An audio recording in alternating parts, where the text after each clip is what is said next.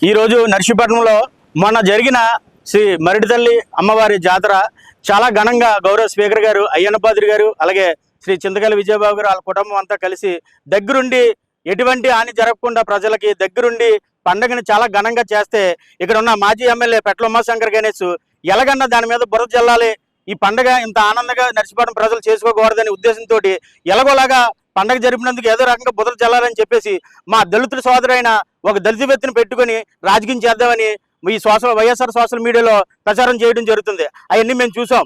పెట్ల ఉమాశంకర్ గారు గణేష్ గారు మిమ్మల్ని అడుగుతున్నాం, మా దళిత సంఘాల తరపుని మీరు దళితులకి మీరు ఏ న్యాయం చేశారు? గత 5 సంవత్సరాలు వైసీపీ గవర్నమెంట్ ఉన్నప్పుడు జగన్మోహన్ రెడ్డి ఇక్కడ ఉన్న మీరు కూడా దళితులకు ఏ న్యాయం చేశారో చెప్పాలి. మీరు దళితులు ఎంత అవమానంగా మీరు చిత్రీకరించారు, ఎంతమంది మాన ప్రాణాలు తీసుకున్నారు మీరు దళితులు, అవి మీకు తెలియదా?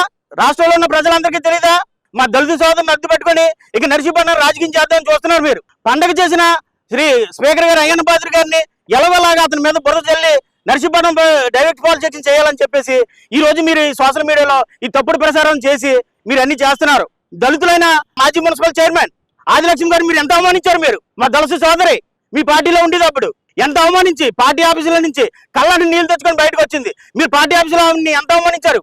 ఇదే మీ దళితుల పట్ల ఉన్న మీకు ప్రేమ?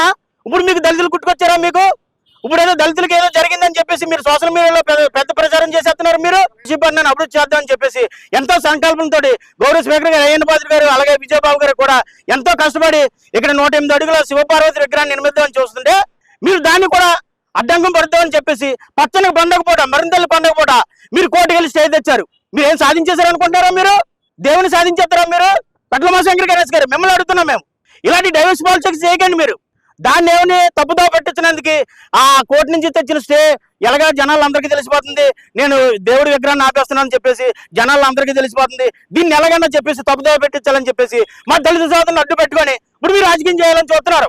ఇది మీ పద్ధతి కాదు. గణేష్ గారు మీకు చెప్తున్నాం, నర్సీపట్నం దళితులందరం కలిసి మీకు చెప్తున్నాం. ఇప్పుడు ఒక దళితుని సోదరు మా నర్సీపట్నం సోదరుని అడ్డు పెట్టుకొని ఇప్పుడు రాజకీయం చేయాలని చూస్తున్నారు. ఇప్పుడు కన్నా మానుకోండి, దళితులు అడ్డు పెట్టుకొని రాజకీయం చేయడం మానుకోండి. నర్సీపట్నం అభివృద్ధి చేస్తున్నారు స్పీకర్ గారు, అతనికి తోడుండి సహకరించండి, లేదంటే కూర్చోండి. మీకు నర్సీపట్నం పని చేయడం రాదు, పండగ చేయడం రాదు. మీకు నర్సీపట్నం 5 సంవత్సరాలు ఏ పండుగ చేశారో చూపించండి మీరు. ఇప్పుడు గౌరవ స్పీకర్ గారు నర్సీపట్నం ప్రజలకు ఏం కావాలో తెలుసుకొని ఆ విధంగా నర్సీపట్నం అభివృద్ధి చేస్తుంటే అట్లా అడ్డుపడదామని చెప్పేసి ఇప్పుడు దళితులు అడ్డు పెట్టుకొని రాజకీయం చేస్తున్నారు మీరు. కాబట్టి